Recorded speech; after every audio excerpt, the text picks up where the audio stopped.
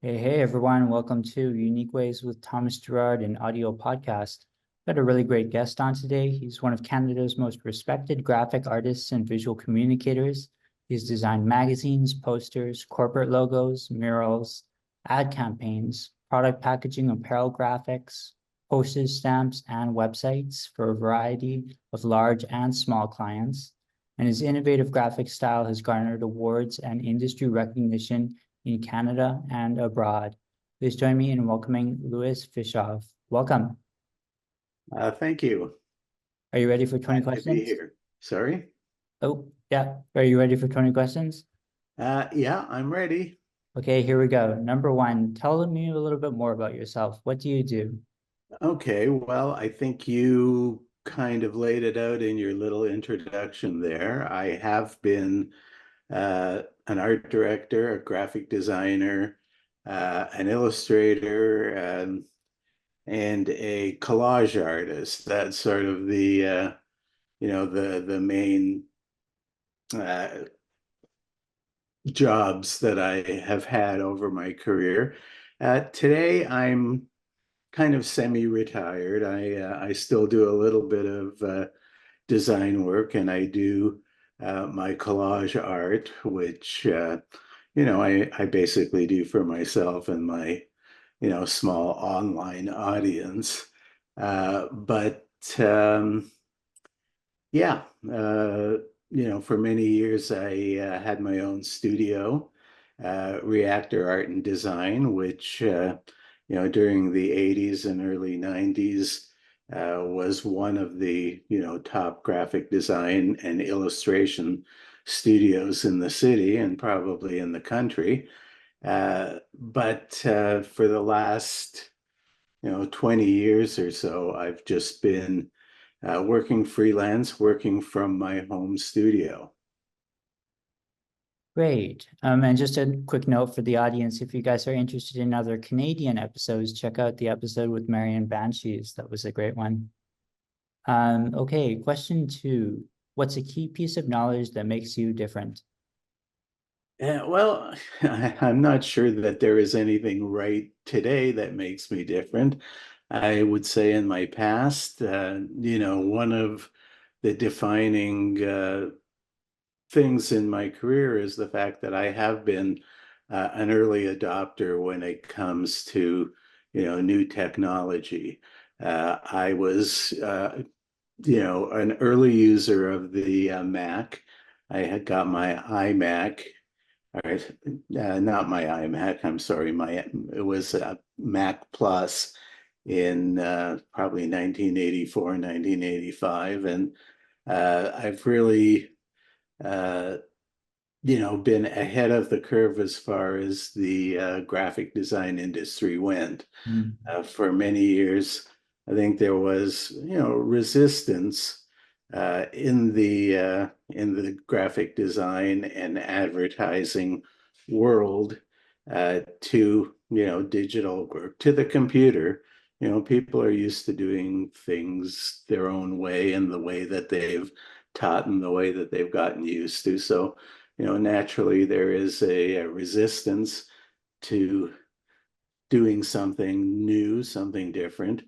I was in the right place at the right time. I was young enough and keen enough that I could be an early adopter. And I think at that time, that is what made me different. And I think had a lot to do with raising my profile in the early years, because as more and more people became interested in working on a computer, uh, people wanted to hear from me, and I would go around and, give workshops or give lectures here and there. I was invited to speak in different cities. So, the fact that I was an early adopter did help to raise my profile in those years. Great, I love that. Okay, so question three, why this of all things? Why do you do what you do? I've always had a predilection for art and for making pictures ever since I was a little kid. If I had a piece of paper and a pencil, I would, lie on the floor and draw pictures. When I was in kindergarten, the principal of my school kind of took notice of me, recognized that I had some talent, and he invited me to come to his office during recess when the other kids were out playing in the yard, and he would show me art books, and we would talk about different artists, and he'd point out things about composition and color and whatnot. So, even in those very early years, I had uh, an interest and a talent that was recognized by adults. And, I was never a great student all the way through public school and high school. I always managed to pass my classes, but I never really excelled in much of anything. The only semester that I ever did well in math class was the one semester where we were learning geometry. Mhm. Somehow, I really took to geometry. I kind of had an innate grasp of geometry. And I guess that translated too in the work that I did later when I started working on the computer. Mhm. That's great. So people struggle with number four, but the question is, what does your future look like? Well, I am 75 years old. I am semi-retired these days. So, my future, I hope that, I hope that I can live out a few more years in good health and, have the opportunity to do some traveling and create some art and just live comfortably without having to worry about too much. Hmm. Great. Okay. So number five, we say is unique to this show. The question is, let's talk about location. How does the notion of place play into what you do? Well, I've lived in Toronto all my life. I wasn't born here. I was actually born in Germany, where my parents were after the war, in a displaced person camp in Germany. We immigrated to Canada when I was a year old. I actually turned 1 year old on the boat coming over to Canada. But Mm, I've basically grown up in Toronto and lived all my life here. So, I mean, certainly this city uh, is the place where I've grown up and had my career, and all my friends and family are here. Specifically place, I mean, one of the things I can talking about place is the fact that we started the studio Reactor Art and Design in the old premises of my dad's garment factory in Toronto's garment district. My dad bought this building with a partner in the mid 60s. And in the early 80s, he was retiring. And he asked me if I had any use for the space, which they were vacating. And at that time, I had been, talking to a friend of mine, Bill Grigsby, who was an artist rep. And we had been toying with the idea of uh, possibly starting a business. We'd actually done a couple of small projects together. And when the opportunity came up to get this space, that was really the impetus for starting Reactor Art and Design. And I was creative director of that business for about 12 or 13 years before I decided to start freelancing and work from home. mm, nice. So if you had to start from the beginning, what advice would you give your former younger self? Well, I'm not sure that I would give them any other advice except maybe to be more open to location, to potentially living somewhere else. I Mm, mean, as I just said, Toronto is where I have grown up and had my career. but I've often wondered, uh, should I have gone to New York City to get a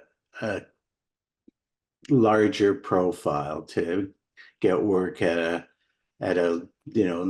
national magazine like a Time magazine or a Rolling Stone, which some of my contemporaries have done, or on the other hand, many of my friends from my college years have moved out to British Columbia, to Vancouver Island, and they live a more of a laid back life. So, the idea of New York City as a career choice, or British Columbia as a lifestyle choice. Both of those appeal to me in some way, in different ways. But I never followed either of those things. I remained in Toronto, and sometimes I wonder whether I should have, been a little more adventurous in terms of going someplace else. Mm. Great. Okay, number 7. What's a day in your life like? Well, as I said, I am kind of semi-retired, so I don't have to normally get up at any specific time and go to an office. I do work from home. So, I usually wake up around 7:30, but I keep my iPad beside the bed, and I usually spend an hour or two looking at the news and uh, you know, social media, and doing my Wordle in the morning. Then after I get up and have my breakfast, I go downstairs to my studio, which is in the basement of my house here in Kettleby. And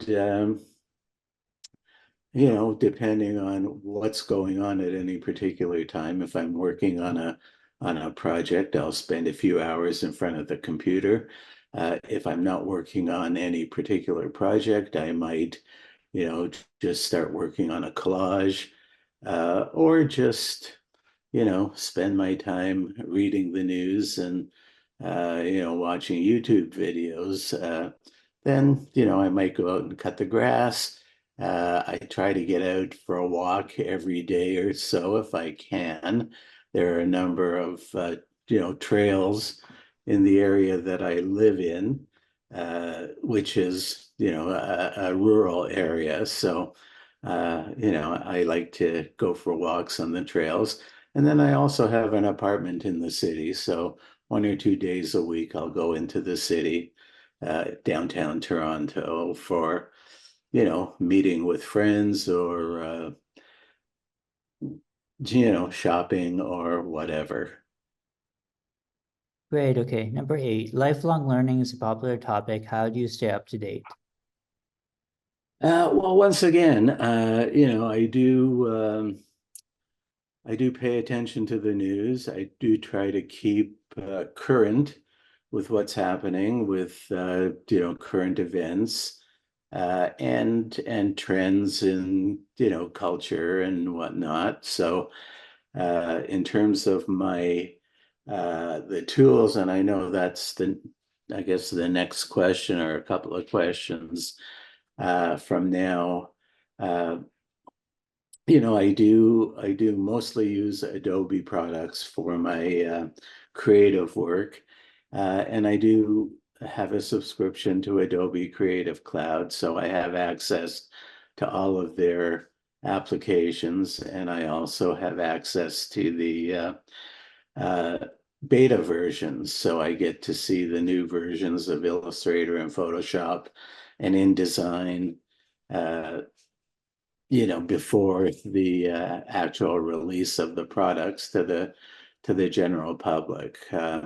And I've been for years going to these creative workshops that a friend of mine, Russell Brown, who is the senior creative director of Adobe, one of the early hires at Adobe, who is now kind of an Adobe evangelist, and he goes around giving presentations and doing workshops. And I've been attending his workshops for many years, which I really enjoy and are a lot of fun.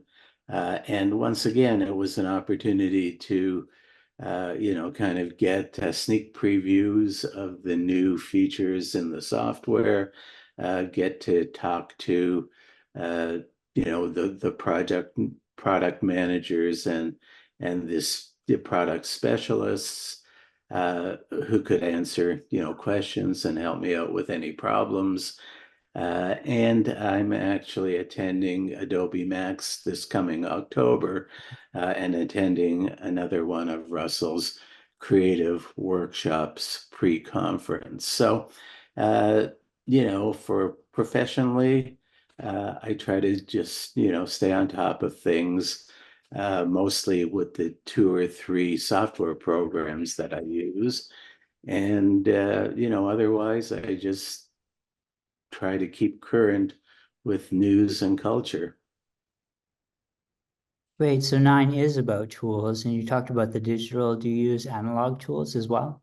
I don't very much. I used to draw a lot. I used to have a pencil or a pen in my hand.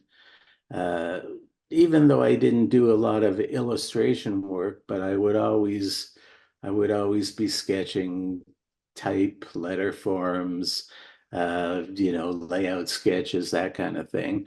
But gradually, you know, I have kind of transferred it all onto the computer so that now I pick up a pencil obviously to, scribble notes or do whatever, but in terms of my creative process, no, everything is now digital. When I have a new project, I'll, sit down at my computer and just start right on the screen.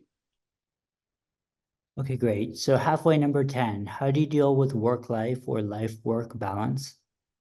Well, because I work from home, there it's really not a big problem for me. It's not like I have to leave my house and leave my family in order to go to work, because I have been working from home. I've always been able to devote as much time to my life as to my work, and it's fluid. It has never really been a big problem for me. Great. And if you weren't doing what you do now, what might you be doing? Well, I guess when I was in high school and getting ready to graduate and trying to figure out what it was that I was going to study, I knew that I didn't really want to go to university and, get a BA, because that just meant, studying a lot of subjects and writing exams. And, I'd had quite enough of that in high school. So I knew I wanted to do something creative. And I actually had some feeling that architecture might be something that I would be interested in and good at. Mhm. But after doing some research, I realized that to be an architect required a good understanding of math, and my math skills really were not strong enough, I felt, for architecture. So rather than pursue that, I went into uh, art school and eventually into design. But, the idea of working as an architect still is something that I wonder if, that might have been something that I would have enjoyed. Great. And you've kind of hinted at this, but what would you not like to do with your career? Well, I would not like to have to go into an office and do boring work that I wasn't interested in. I would, as long as I'm doing something creative, uh, I don't mind going into an office a few days a week, even if it's not every day. I've gotten into the habit of, you know, deciding my own schedule and deciding when to work and when not to work. So, the idea of a real structured kind of job does not appeal to me. But as long as the work is interesting and creative, I don't mind a bit of structure.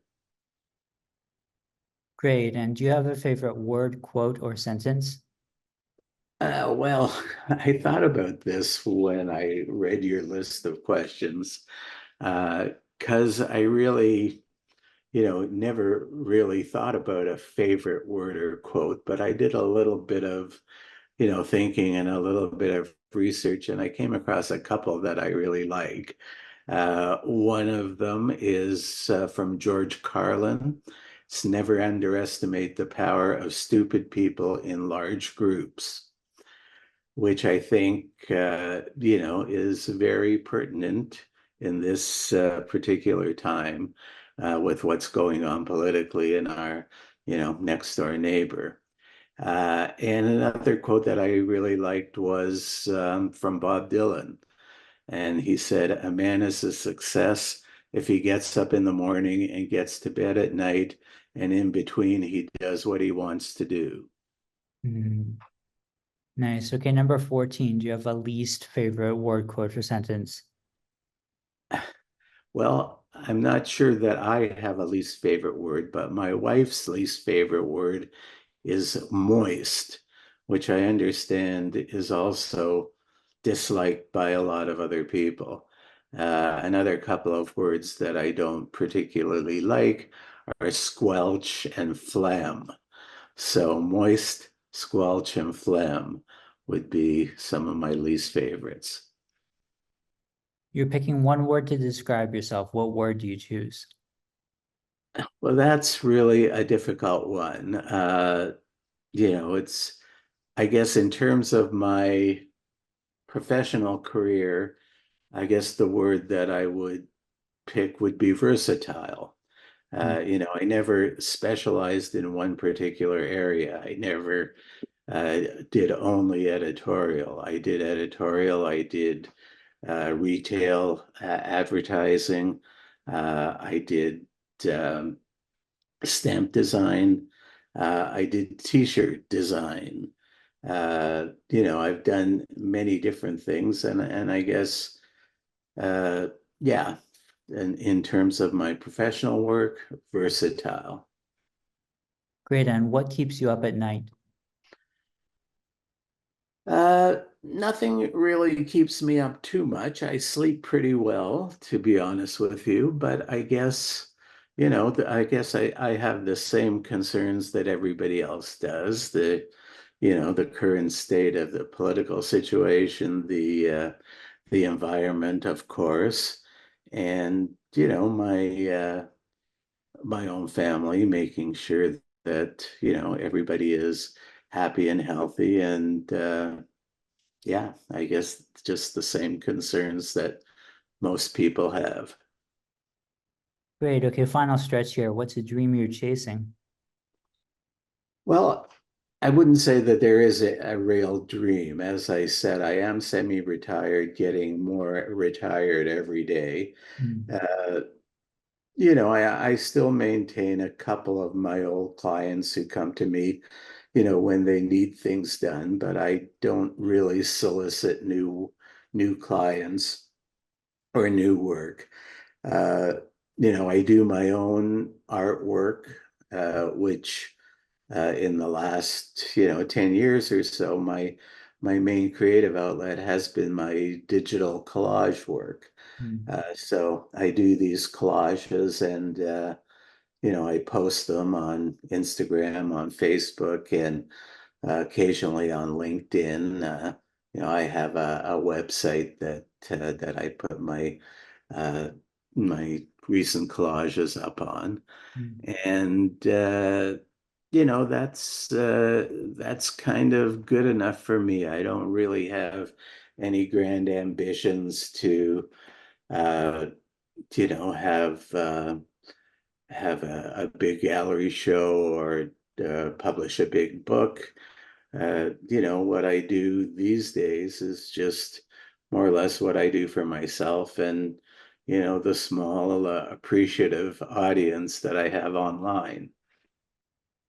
Great. And what inspires you?